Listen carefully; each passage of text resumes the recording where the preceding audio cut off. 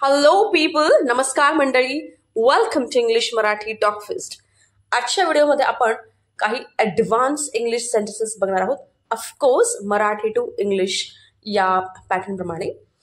They are advance English sentences but if you listen to me carefully, तुम्ही माझ्यासोबत ती sentences म्हणाल, ऐकाल, सतत म्हणाल, प्रॅक्टिस कराल, तर तुम्हाला ती सेंटेन्सेस अगदी साधी वाटतील.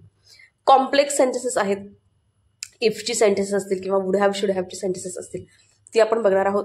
Practice with me. If you don't understand, तुम्हाला समजत नसेल तर ते परत ऐका. आणि मी सोबतच ग्रामरचे रूल सुद्धा सांगते. म्हणजे मी सेंटेन्स म्हणणार आणि मी जेव्हा ते सेंटेन्स इंटरनॅशनल टोनमध्ये म्हणत असते, सोबतच मी तुम्हाला त्याचे ग्रामरचे रूल सुद्धा सांगाल की हे सेंटेन्स असं का आहे. Okay, so listen to me carefully. Let's begin. पहिलं सेंटेन्स किंवा एक्सप्रेशन आहे, मला हे जर अगोदरच माहीत असतं ना तर मी तुला सांगितलं असतं, असं आपण म्हणतो. मला हे अगोदरच माहीत असलं असतं किंवा माहीत असलं असतं तर मी तुला ते सांगितलं असतं. आता हे वाक्य जे आहे ना, हे पास्टमधलं इमॅजिनेशन आहे. ओके, सो मला हे माहीत असतं तर त्याचं सेंटेन्स काय होईल? If I had known this before. If I had known this before. मला हे माहीत आहे एवढंच म्हणायचं असेल तर आपण काय म्हणतो? I know this. I know this म्हणजे काय? मला माहीत आहे. पण मला काय म्हणायचं आहे? मला जर हे माहीत असलं असतं, पास्टमधलं इमॅजिनेशन. सो पास्टमधलं. सो मी काय म्हणेल मग? If I had known this. Okay, perfect tense आहे, त्याच्यामुळे हॅड प्लस वर्ब 3 आहे. If I had known this before I would have told you. मी तुला सांगितलं असतं. मी तुला सांगेन, I will tell you. Okay, normal sentence काय? मी तुला सांगेल, आय विल टेल यू. पण मी तुला सांगितलं असतं यासाठी काय सेंटेन्स होईल? I would have told you. So कसं म्हणूयात आपण? If I had known this before I would have told you. मला जर हे माहीत असतं तर मी तुला ते नक्की सांगितलं असतं. If I had known this before I would have told you. मी तुझ्यावर रागवले नसते. Okay, I would not have scolded you. Okay, स्कोल्डसाठी, कोल्ड म्हणजे रागवणे, त्याचं वर्ब 3 आहे स्कोल्डेड. आता would not have plus verb 3 केव्हा घेतो आपण? मी असं केलं नसतं, मी तसं केलं नसतं, असं जेव्हा म्हणायचं. म्हणजे काय करतोय आपण? फ्युचरमधलं इमॅजिनेशन करतोय की ते ॲक्शन फ्युचरमध्ये पूर्ण घडून गेलेली आहे. मी असं केलं नसतं, राईट? मी तुझ्यावर रागावले नसते. तर काय होईल? Sentence would have plus verb 3. पण इकडे नेगेटिव्ह सेंटेन्स असल्यामुळे would not have plus verb 3, त्याला तुम्ही वुडंट हॅव सुद्धा म्हणू शकता. I wouldn't have scolded you. जर आपण असं करूया वाक्य, जर तुम्ही मला अगोदर सांगितलं असतंस ना तर मी तुला रागवले नसते. ओके, अशा प्रकारचे सिच्युएशन्स येतात आपल्याला. आणि मला म्हणायचं आहे की तू जर मला सांगितलं असतंस अगोदरच तर मी तुझ्यावर चिडले नसते, रागवले नसते. तर मग काय सेंटेन्स होईल? परत पहिलंच घ्या. If you had told me किंवा if I had known this before. If I had known this before किंवा if you had told me this before I would not have scolded you. मी तुझ्यावर रागवले नसते. I wouldn't have scolded you.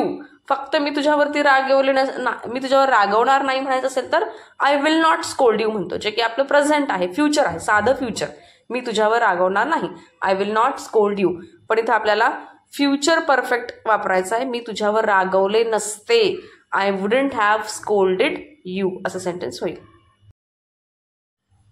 बऱ्याचदा आपण असं म्हणतो, मी तुझ्या जागी असते ना तर मी असं केलं असतं, मी तसं केलं असतं. हे सुद्धा पास्टमधलं इमॅजिनेशनच आहे, राईट? सो मी तुझ्या जागी असते तर, जर असं म्हणायचं तर आपण काय म्हणू? If I was in your place. काय म्हणू? If I was in your place किंवा if I had been in your place. If I had been in your place असं म्हणू शकता. मी त्याला चापटच मारली असती, मला असं म्हणायचं. किंवा तिला I would have slapped him किंवा I would have slapped her. Okay, मी जर तुझ्या जागी असते ना त्याला चांगली चपराक दिली असती किंवा चापट मारली असती किंवा असं आपण बोलत असतो. तर काय सेंटेन्स होईल?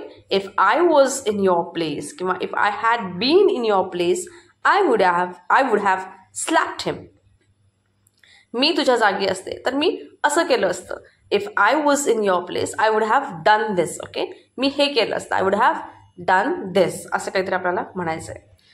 काय करतोय तिकडे आपण? इफची सेंटेन्सेस वापरतोय तिकडे. इफ पहिला जे क्लॉज आहे इफचा, तिकडे काय आपण वापरतोय? जर असं असतं तर काय तिकडे काय? इफचा clause. If I was in your place आणि मग मी असं केलं असतं तर मग दुसरं सेंटेन्स काय, I would have done this, I would have done that, I would have slapped him. So would have plus verb 3 हे दुसऱ्या पॅटर्न सेंटेन्समध्ये आणि पहिल्या सेंटेन्समध्ये इफ चं वाक्य आपल्याला घ्यायचं आहे. पुढची वाक्य बघूया.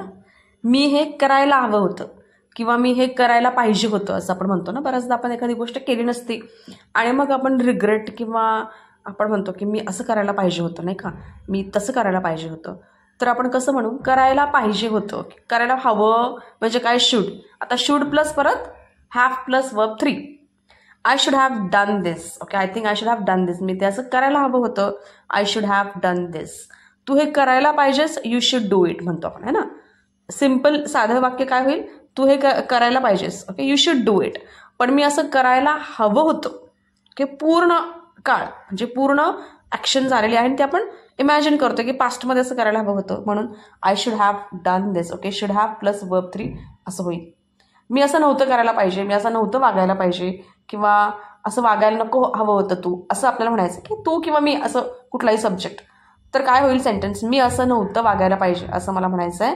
I shouldn't have behave like this. Okay, lot of times we do something, काहीतरी करतो आणि मग म्हणतो की अरे असं नव्हतं करायला पाहिजे, असं नव्हतं वागायला पाहिजे. तर शुड हॅव प्लस वर्ब 3. आपण इथं नेगेटिव्ह सेंटेन्स असल्यामुळे शुडंट हॅव होईल.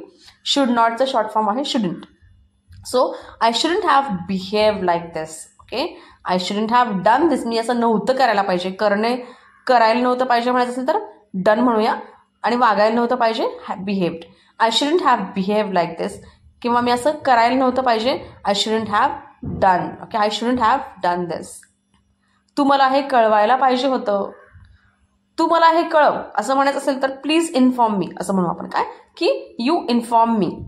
पण तू हे मला कळवायला पाहिजे होतं, की कळवलेलं नाही आहे आणि समोरच्याला आपण म्हणतोय की आता अगं तू हे मला कळवायला हवं होतंस, कळवायला पाहिजे होतंस. तर ते इंग्लिशमध्ये काय होईल, यू हा सब्जेक्ट आहे. परत शुड हॅव प्लस वर्ब 3.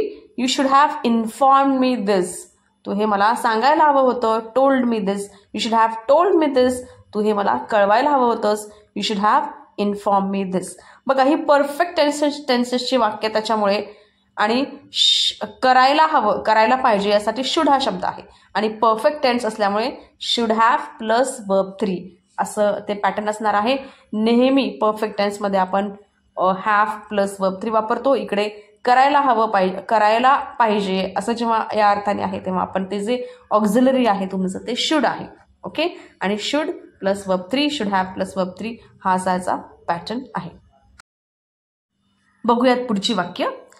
मागच्या पेजमध्ये आपण शूडची वाक्य बघितली, आता आपण इथे कुडची वाक्य बघणार आहोत. शूड म्हणजे करायला पाहिजे आणि कुड म्हणजे करू शकणे. ओके, आता इथे पास्ट या अर्थाने करू शकली असते किंवा करू शकला असता या संदर्भाने आपण बघणार आहोत. मी हे करू शकले असते.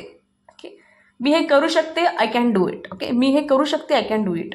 पण मला काय म्हणायचं, मी हे करू शकले असते, पास्टमधलं इमॅजिनेशन परत, मी हे असं करू शकले असते. तर I could have done this, I could have done this. तू चालत येऊ शकला असतास. ओके, समोरचं कारण येतो की काय मी आलो नाही याच्यामुळे त्याच्यामुळे, आणि आपलं म्हणायचं की अरे तू वॉकिंग येऊ शकला असतं, चालत येऊ शकला असतास. तर यू कुड हॅव कम वॉकिंग, यू कुड हॅव कम वॉकिंग. आता परत हे इमॅजिनेशनमधलं पूर्ण परफेक्ट टेन्सचं वाक्य आहे त्याच्यामुळे कुड हॅव प्लस वर्ब 3 आपण वापरलेला आहे. यू कुड हॅव कम वॉकिंग. तर वॉकिंग ING म्हणजे हे काय कंटिन्युअस टेन्सचं वर्ब नाहीये, तर वॉकिंग हे इथे नाऊन आहे. यू कुड हॅव कम हे मेन वर्ब आहे. यू कुड हॅव कम वॉकिंग. तू चालत येऊ शकला असतास, यू कुड हॅव कम वॉकिंग. तू चालत येऊ शकतोस असं जर मला म्हणायचंय प्रेझेंटमध्ये आता, तर यू कॅन कम वॉकिंग. मी कसं येऊ, यू कॅन कम वॉकिंग. पण चालत येऊ शकला असतास हे परफेक्ट टेन्समधलं इमॅजिनेशनमधलं पूर्ण काळातलं वाक्य, तर यू कुड हॅव कम वॉकिंग असं सेंटेन्स होईल. पण ग्रामरचे रूल मी सांगते तुम्हाला समजा म्हणून, पण तुम्ही जर ऐकून म्हणजे फक्त हे सेंटेन्स पॅटर्न जरी समजून घेतला तरी या पद्धतीची तुम्ही सेंटेन्स बोलू शकता. ओके, ती मला मेसेज करू शकली असती. She could have sent me a message. परत कुड have plus verb 3. She could have sent me a message. Phone नाही केला, इट्स ओके, पण ती मला मेसेज तरी करू शकली असती. She could have sent me a message. Right, ती मला मेसेज करू शकते. साधं वाक्य काय होईल, she can message me, she can message me. पण ती मला मेसेज करू शकली असती. She could have sent me a message असं वाक्य होईल. ऑलराईट, सो ही होती काही ॲडव्हान्स इंग्लिशची सेंटेन्सेस. मगाशीच सांगितल्याप्रमाणे ॲडव्हान्स म्हटलं तरी खूप साध्या आणि सोप्या पद्धतीनेही आपण सेंटेन्सेस म्हणू शकतो. सतत ऐका, प्रॅक्टिस करा, कारण सतत एखादं सेंटेन्स म्हणणे त्यालाच आपण प्रॅक्टिस म्हणतो. आणि प्रॅक्टिस म्हणजे काय, तर एखाद्या गोष्टीची सवय व्हावी आपल्याला, म्हणून आपण ती करत असतो. तुम्ही जर या वाक्यांची सवय करून घेतली अशा पॅटर्नची, तर तुम्हाला हे ॲडव्हान्स इंग्लिश वाटणार नाही. Normal simple English daily. Make it a habit. याला सवय करा. You can speak in English, you will speak in English fluently and confidently. Yes, I'm sure if you do this, if you practice daily, तुम्ही आत्मविश्वासाने आणि fluently सहज चटकन English बोलू शकता. Yes, I mean it. Believe in yourself. स्वतःमध्ये विश्वास ठेवा. परत भेटूया पुढच्या व्हिडिओमध्ये. शेवटपर्यंत व्हिडिओ पाहिला त्याबद्दल धन्यवाद. पुढच्या व्हिडिओमध्ये असंच एखादं व्होकॅब्युलरी सेशन, ग्रामर सेशन किंवा मराठी टू इंग्लिश सेंटेन्सेस, वेगवेगळे पॅटर्न्स आपण डिस्कस करूया. व्हिडिओला लाईक नक्की करा, शेअर करा आणि कॉमेंट करायला सुद्धा विसरू नका. परत भेटूया पुढच्या व्हिडिओमध्ये. तोपर्यंत see you, bye, take care. Thank you.